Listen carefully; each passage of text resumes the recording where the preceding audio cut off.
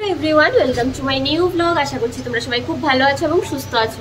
তো আজকে আমরা বেরিয়ে পড়েছি গড়িয়াহাট যাওয়ার জন্য। গড়িয়াহাটের দুর্গাপূজার কালেকশন দেখবো। তো তোমরা ব্লগটা দেখতে থাকো, সবকিছু দেখতে পারবে ব্লগে। চল, আমার সাথে তো বাবা যাচ্ছে, তো তোমরা দেখতে।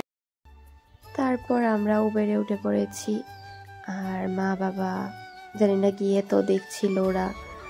তো যাই হোক, তো আমরা বেরিয়েছি, এরপরই দেখছি যে একটু একটু বৃষ্টি হচ্ছিল আর ওয়েদারটা একদম ঠান্ডা হয়েছিল। তো ভীষণ ভালো লাগছিল, এরকম ওয়েদারে তো অবভিয়াসলি ভালো লাগবে। তো চলো আবার গড়িয়াহাট গিয়ে তোমাদেরকে দেখাচ্ছি। আর মা তো গড়িয়াহাটে এসেই প্রথমে নাইটি দেখতে শুরু করে দিয়েছে।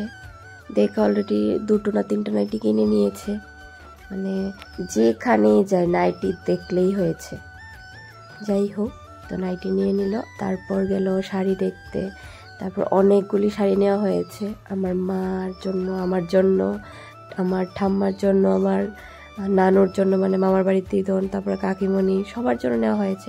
এর মাঝখানে এত শপিং করতে করতে টায়ার্ড হয়ে গিয়েছি, একটু খিদে পাচ্ছিল, তাই ভেলপুরি খেয়ে নিলাম। আর আরেক সাইডে দেখছি যে আবার মা বাবা চলে গেছে আরেকটা দোকানে।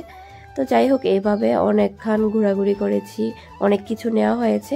তারপর বেরিয়ে পড়লাম রুমে যাওয়ার জন্য। আর দেখো রাতের বেলা এটা কত সুন্দর লাগছিল, আর রাস্তাটা ভীষণ ভালো লাগছিল রাতের বেলায়। তখনও একটু একটু বৃষ্টি পড়ছিল।